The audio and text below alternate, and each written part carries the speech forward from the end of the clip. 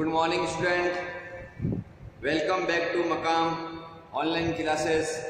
Student, कल हमने chapter number 5 के क्वेश्चन आंसर कर रहे थे और 2 या 3 क्वेश्चन आंसर शायद बच गए हैं, तो आज हम उसे पूरा कंप्लीट कर लेंगे और हमारा चैप्टर नंबर 5 पूरा हो जाएगा। ठीक है बच्चों, तो आज हम स्टार्ट करते हैं चैप्टर नंबर 5 के क्वेश्चन आंसर।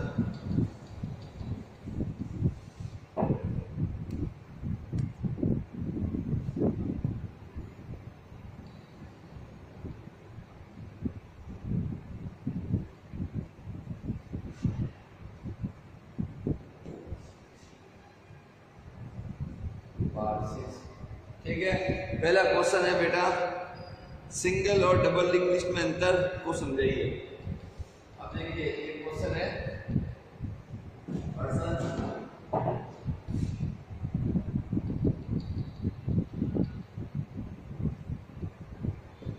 सिंगल बोलते हैं एकल। ठीक है बेटा, एक सिंगल लिस्ट व डबल लिंक लिस्ट में अंतर बताइए। ठीक है बच्चों, उत्तर क्या होगा? उत्तर के लिए आप एक टेबल बनाओगे। ठीक है, ऐसे टेबल बनाना और ऐसे लिखना है।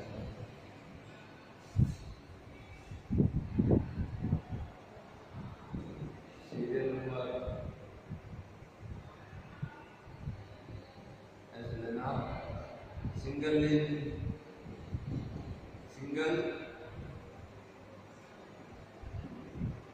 लिंक्ड लिस्ट और डबल लिंक लिस्ट। क्या लिखोगे? Double linked list. ठीक है बच्चों, हमें क्या बताना है? सिंगल लिंक लिस्ट और डबल लिंक लिस्ट में अंतर बताना है। ठीक है, तो अब आप क्या करोगे? ऐसे ही अंतर बताओगे बेटा, याद रखना। ठीक है, तो पहला अंतर क्या होता है? देखिए, सिंगल लिंक लिस्ट या लिंक लिस्ट। ठीक है, इसमें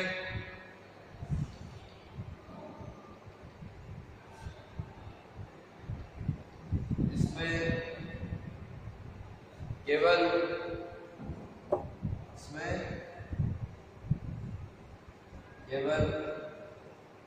एक ही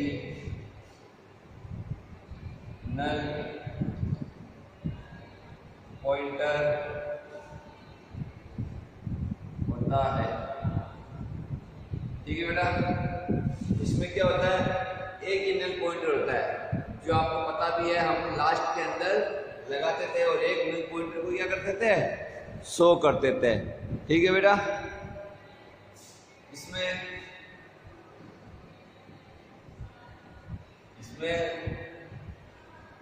दो नल पॉइंटर होते हैं।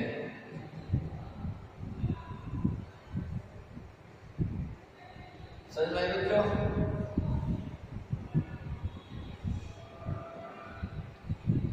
देखो, पहला अंतर क्या है इनका कि सिंगल लिंक लिस्ट या लिंक लिस्ट बोले तो क्या होता है? इसमें मतलब सिंगल लिंक लिस्ट में या लिंक लिस्ट में केवल एक ही पॉइंटर होता है, जो आपको पता है।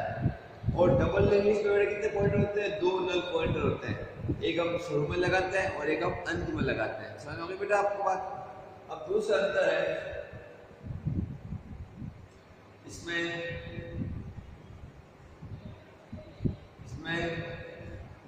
प्रत्येक नोड के 3 खंड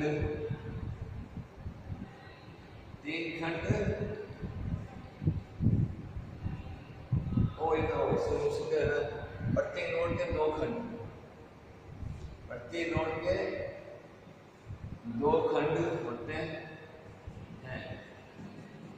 जैसे डेटा व नेक्स्ट पॉइंटर। नेक्स्ट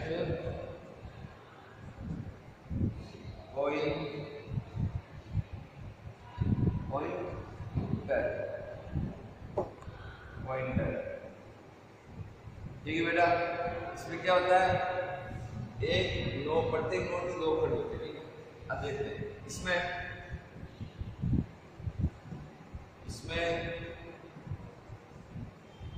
प्रत्येक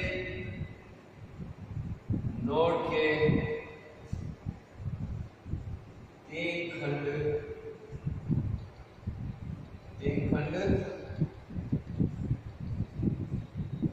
होते हैं। जैसे बताया था आपको बैकवर्ड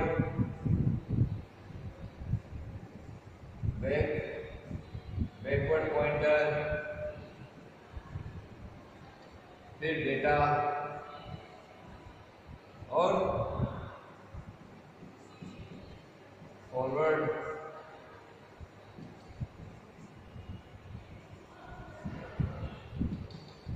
पॉइंटर। ठीक है बेटा, देखिए दूसरा अंतर क्या लिखेंगे हम, बिल्कुल सिंपल है कि सिंगल लिंक लिस्ट या एकल लिंक लिस्ट या लिंक लिस्ट। ठीक है बेटा, इसमें प्रत्येक नोड के दो खंड होते हैं। जैसे हम बनाते थे ना बेटा, एक नोड के अंदर डाटा होता था और नेक्स्ट वाले खंड के अंदर क्या होता था, नेक्स्ट पॉइंटर होता था। ठीक है, दो खंड होते हैं जैसे डेटा व नेक्स्ट पॉइंटर। और बेटा डबल लिंक लिस्ट के अंदर हम कितने बनाते थे, एक नोड के अंदर तीन खंड बनाते थे। पहले वाले खंड को हम बोलते थे बैकवर्ड पॉइंटर, बीच में होता था हमारा डाटा और सबसे आगे होता था हमारा फॉरवर्ड पॉइंटर। तो याद रखना, डबल लिंक लिस्ट के अंदर प्रत्येक नोड के अंदर तीन खंड होते हैं। ठीक है, अब उसके बाद देखिए हो गए। तीसरा क्या होगा, दो हो गए, तो तीसरे अंदर क्या होगा,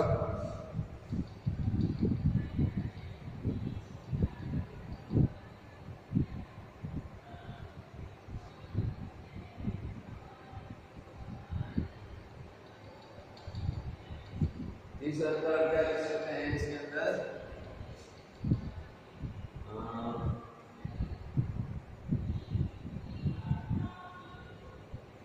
हाँ ये लिख सकते हैं, इसमें प्रत्येक नोड एक ही लिंक यानी लिंक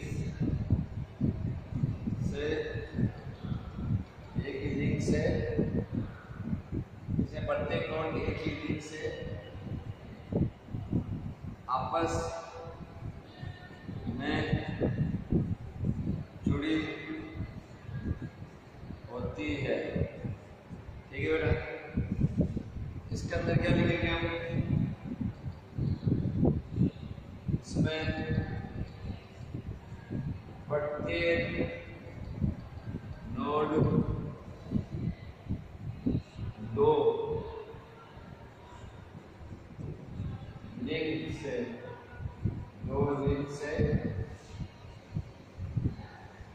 आपस में जुड़ी होती है। ठीक है बेटा, तीसरा अंतर देखिए आप, लिखा है तीसरे अंतर में कि एकल लिंक लिस्ट या लिंक लिस्ट में प्रत्येक नोड एक ही लिंक से आपस में जुड़ी होती है। एक ही लिंक का मतलब क्या था बेटा, कि एक ही है, क्या एक ही। सर मैं इसका अंतर बता देता हूँ,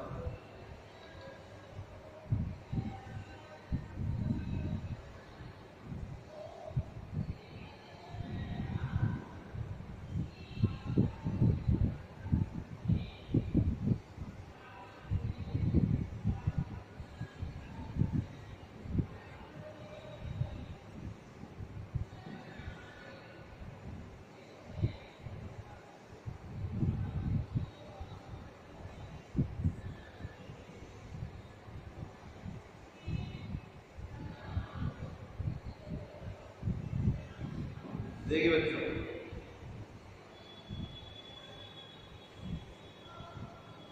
इसके अंदर क्या हो रहा है कि जो हम अंदर चौथा लिखेंगे ना, तो चौथे अंदर के अंदर हम क्या कर सकते हैं, इसका चित्र यानी डायग्राम बना के बता सकते हैं ये भी क्या अंतर है बेटा। जैसे देखिए लिंक लिस्ट या एकल लिंक लिस्ट का मतलब एक ही है, इसमें नोड है और प्रत्येक नोड के दो खंड है, पता है जिसके ऊपर।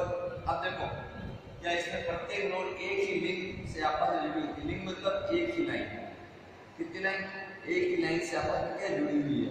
नोड नंबर फर्स्ट से जुड़ी हुई है, नोड नंबर 2 से, मगर किसके द्वारा जुड़ी है, लिंक के द्वारा जुड़ी है। अगर मैं एक और नोड डालता तो नोड नंबर 2 भी नोड नंबर 3 के साथ जुड़ जाती है, मगर किसके द्वारा जुड़ती है, लिंक के द्वारा जुड़ती है। मगर डबल लिंक लिस्ट में क्या था, आपको पता ही है, ये हमारा हेड कर देते हैं, अब बना देते हैं सब, ठीक है। Backward pointer, data, forward pointer, इसमें आपको पता ही है दो नल पॉइंटर आएंगे, नल पॉइंटर आ गया, ठीक है बेटा। अब आगे दो एरो के निशान होने चाहिए, कितने एरो निशान होने चाहिए, दो, एक जाते हुए का और एक वापस आते हुए, ठीक है। Backward pointer, data, forward pointer, और ये बन ये आपको बेटा बन क्या आ गया, नल पॉइंटर आ गया। चल आगे बेटा, नोड नंबर फर्स्ट हो गई हमारी है और ये नोड नंबर 2। अब देखिए बेटा क्या होता है ना, हमें ना अंतर को बताते समय, यानी सिंगल लिंक लिस्ट या लिंक लिस्ट बोलो आप, और डबल लिंक लिस्ट के अंतर को बताते हुए आपको क्या करना चाहिए बच्चा, कि आपको ऐसे आमने सामने लिखना है और इसका एग्जाम्पल जो उदाहरण दे देते हैं डायग्राम बना के, वो बना के बता देना है। इससे सामने वाले पता चल जाएगा कि हाँ सिंगल लिंक लिस्ट और डबल लिंक लिस्ट में भी अंतर है, डायग्राम का अंतर है, क्योंकि हम डेटा स्ट्रक्चर के अंदर डायग्राम ही बना के शो करते हैं बच्चों, इस बात को आप ध्यान रखिए, ठीक है। अब देखिए हमारा अंतर आपको पता ही, बार-बार समझाई हुई है, आपको तो समझाने की जरूरत नहीं है ये। अब इसका स्क्रीनशॉट ले लीजिए एक आप, और ये कॉपी के अंदर राइट डाउन कर लीजिए, ठीक है बच्चों। स्क्रीनशॉट आ गया पूरा। अब देखते हैं, अब उसके बाद में कौन सा क्वेश्चन है हमारा, मैं वह देख रहा हूं आपके लिए।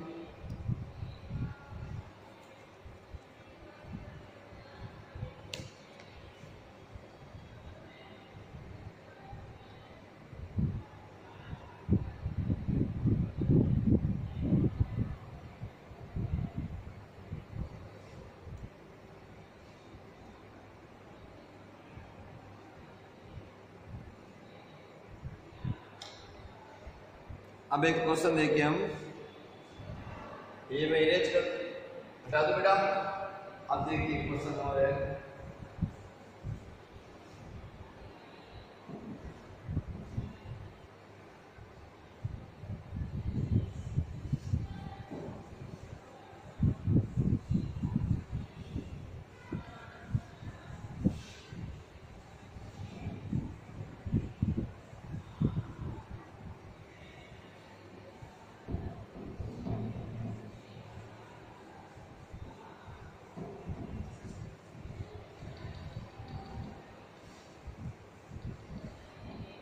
एक प्रश्न और है, वो है कि लिंक लिस्ट किस प्रकार के स्मृति आवंटन से जुड़ा हुआ है। लिंक लिस्ट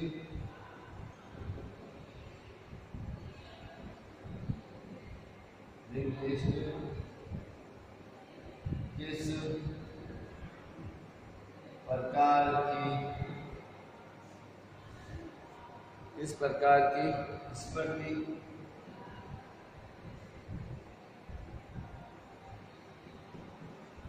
आवंटन से जुड़ा हुआ है।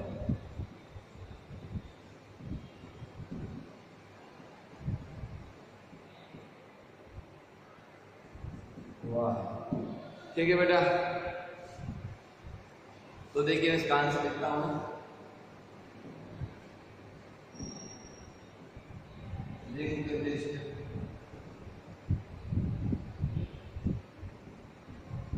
कुशल कुशल स्मृति आवंटन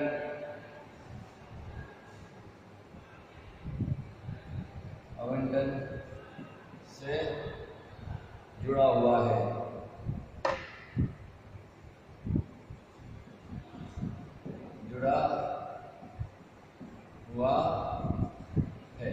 पहली चीज बेटा,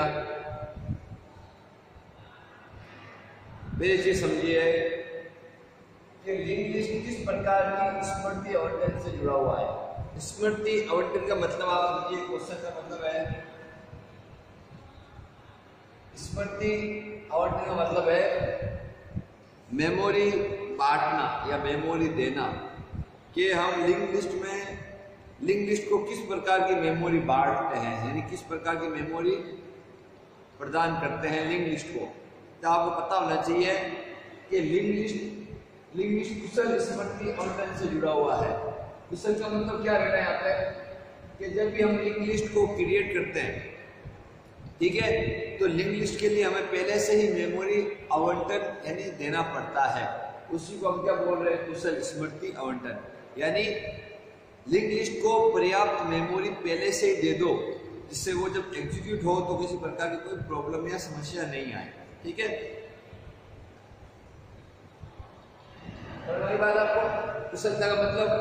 अब इसके बाद में ये है कि हमने लिंक लिस्ट की प्रकार स्मृति पढ़ना जुड़ा तो लिख दिया, ठीक है, मेन चीज यही थी। अब क्यों कहते हैं क्यों लिंक लिस्ट कुशल स्मृति आवंटन से जुड़ा हुआ है, क्योंकि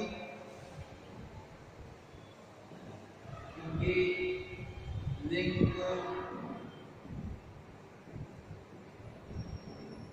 लिस्ट को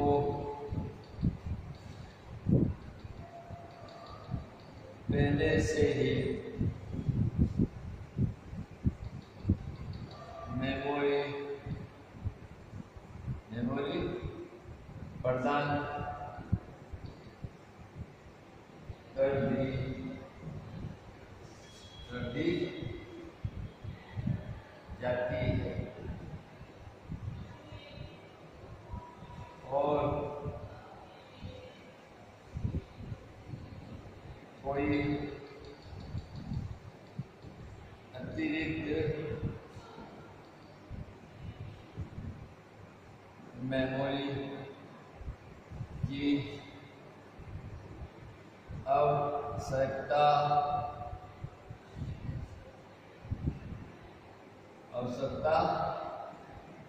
नहीं होती है। ठीक है बच्चों, देखिए और समझाने वाला लाइन आपको मैं, स्मृति आवंटन से जुड़ी होती है क्योंकि लिंक लिस्ट को पहले से ही मेमोरी प्रदान कर दी जाती है।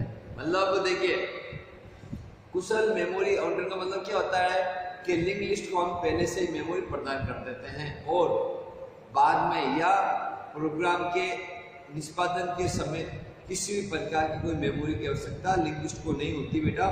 उसी को हम बोलते हैं कुशल स्मृति आवंटन, जो हम लिंक लिस्ट को देते हैं। अब देखिए, एक्चुअल में ये जो पर्सन है ये हमारा निबंधात्मक पर्सन है, बड़ा पर्सन है, ठीक है, 4 नंबर का 3 नंबर का बुक्स में दे रखा है।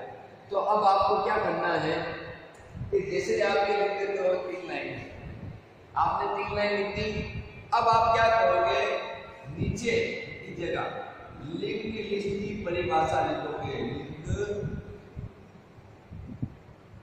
लिंक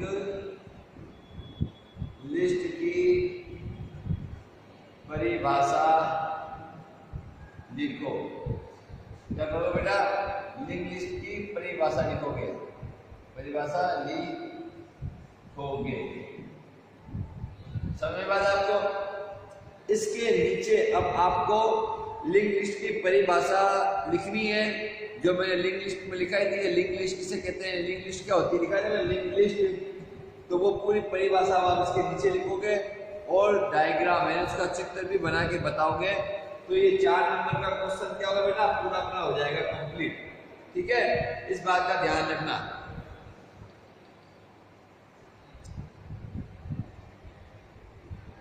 अब अगर आपसे अब एक क्वेश्चन और पूछ ले, जो लिखा हुआ था है मगर मैंने समझा तो दिया था आपको,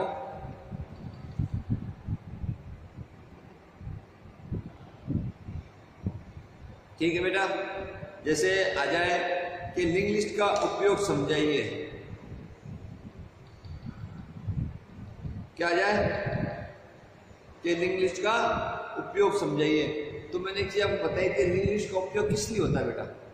नॉर्मल आपको मन से लिखना है तो आप लिखोगे कि लिंक लिस्ट का जो उपयोग होता है वो डाटा को एक निश्चित क्रम में रखने के लिए होता है।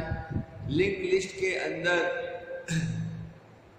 सभी प्रकार के या अलग अलग प्रकार के डाटाओं को हम नोड के रूप में रखते हैं और वर्तमान समय में लिंक लिस्ट का उपयोग स्टैक और क्यू से ज़्यादा किया जाता है, क्योंकि लिंक लिस्ट के द्वारा प्रोग्राम को आसानी के साथ और तीव्र गति से निष्पादित कर दिया जाता है। ठीक है बेटा, तो ये इसके उपयोग है लिंक लिस्ट के, कि लिंक लिस्ट का उपयोग हम क्यों करते हैं या क्या है। तो ये आप मन से 4 line, 5 line, 6 line, 7 line, 8 line, 10 line में लिख सकते हो। जो मैंने आपको जितना बताया लिंक लिस्ट के बारे में वो आप कुछ भी लिख सकते हो लिंक लिस्ट के अंदर। ठीक है, कि लिंक लिस्ट का उपयोग क्या वर्तमान समय में करते हैं। ठीक है, कि लिंक लिस्ट का उपयोग करते समय हम क्या करते हैं बेटा, बैच ऑपरेटिंग सिस्टम का उपयोग करते हैं। बैच ऑपरेटिंग सिस्टम क्या होता है, जिसके अंदर हम प्रोग्रामों को एक नोड के रूप में, जैसे node number 1, node number 2, node number 3 में हम प्रोग्रामों को रखते हैं और एक निश्चित टाइम के अंदर, निश्चित समय के अंदर उन प्रोग्रामों को हम निष्पादित करते हैं। तो ये बात खास करके ध्यान में रखना, आप राइट डाउन कर लेना, लिख लेना कि लिंक लिस्ट के अंदर प्रोग्रामों को हम बैच के रूप में रखते हैं, या फिर हम लिख सकते हैं कि बैच ऐसे लिखते हैं, बैच ऑपरेटिंग सिस्टम,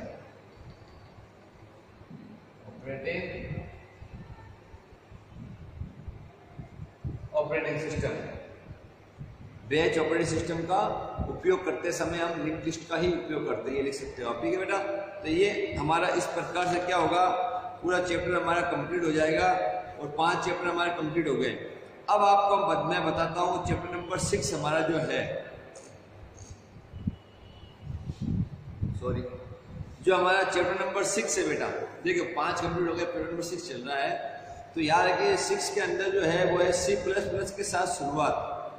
चैप्टर का नाम है C++ के साथ शुरुआत। तो अगर अब आपको पता होगा कि आपने 11th क्लास के अंदर फंडामेंटल चीजें जो मैंने कराई थी आपको, जैसे सबसे पहले डाटा टाइप कराया था कि डाटा टाइप कितने प्रकार के होते हैं। ठीक है, समझाया था। उसके बारे में मैंने बताया था कांस्टेंट किसे बोलते हैं, कैरेक्टर किसे बोलते हैं, स्ट्रिंग किसे बोलते हैं, टोकन किसे बोलते हैं। ये जो चीजें मैं आपको समझाई थी बेटा, कांस्टेंट क्या है, स्ट्रिंग क्या है, ठीक है, और मैंने ऑपरेटर क्या है ये भी आपको समझाया था। तो ये जो चैप्टर नंबर 6 है हमारा, जो चैप्टर नंबर 6 है हमारा, तो मैं इस चैप्टर की आपको फोटो खींच के और उन फोटो को PDF बना के बेटा आपको सामने में सेंड कर दूंगा ग्रुप के अंदर, क्योंकि ये जो टॉपिक है चैप्टर नंबर 6 का, जो मैंने आपको बताया, operators, expression, constant, data type, variables, ठीक है, identifier, string, characters, integer, float, ये सब मैंने आपको 11 में करा चुका हूँ। ठीक है, तो ये काफी बड़ा है, तो मैं अब इनको वापस भी रिपीट करूंगा आपके सामने। मैं आपको इसकी PDF बना के भेज दूंगा, जिससे कि आप क्या होगा, राइट डाउन कर लेना। ये सभी वही चीज है बेटा जो मैंने 11 में आपको कराया था पूरा। अब इसके अंदर जो इम्पोर्टेंट चीज है 6 पार्ट के अंदर, जो इम्पोर्टेंट चीज है जो मैंने आपको नहीं कराई है, तो वो मैं आपको कल कराऊंगा छोटा सा। ठीक है बेटा, बाकी तो मैंने सब करा ही दिया ऑलमोस्ट, फिर भी अगर कोई चीज, छोटी चीज बाकी रह गई तो मैं वो करा दूंगा। ठीक है, फिर उसके बाद हम सीधा 7 चैप्टर लेंगे। तो 5 चैप्टर का मैंने क्वेश्चन आंसर भी करा दिया। अब आपको मैं कल चैप्टर नंबर 6 है जो कि हमने 11th क्लास में पूरा पढ़ चुका है, कि मैं आपको बता दें कौन कौन से टॉपिक है बेटा।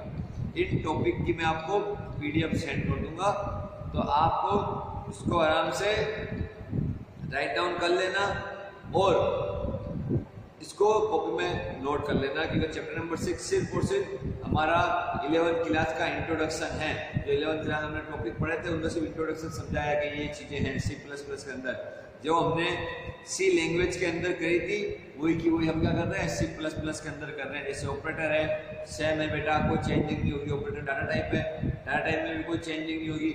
वेरिएबल है, वेरिएबल में कोई चेंजिंग नहीं होगी। आइडेंटिफायर है, आइडेंटिफायर में कोई चेंजिंग नहीं होगी। कांस्टेंट है, कांस्टेंट में भी कोई चेंजिंग नहीं होगी। लिटरल कांस्टेंट है, उसमें भी कोई चेंजिंग नहीं होगी। स्ट्रिंग है, उसमें भी कोई चेंजिंग नहीं होगी। मतलब जितने भी टॉपिक हमने 11 में करे थे वो थे C भाषा के अंदर। अब हम ये क्या कर रहे हैं C++ के अंदर। तो बेटा ध्यान रखिए C भाषा और C++ भाषा के अंदर ये जो फंडामेंटल पॉइंट है ये सेम के सेम है, तो कोई किसी प्रकार की चेंजिंग नहीं है। ठीक है, तो मैं इसकी कल PDF बना के भेज दूंगा आपको, जिससे हमारा टाइम बच जाएगा और आपका चैप्टर नंबर 6 आसानी से हो जाएगा। ठीक है बेटा, कल हम नेक्स्ट चैप्टर लेंगे 6 नंबर का।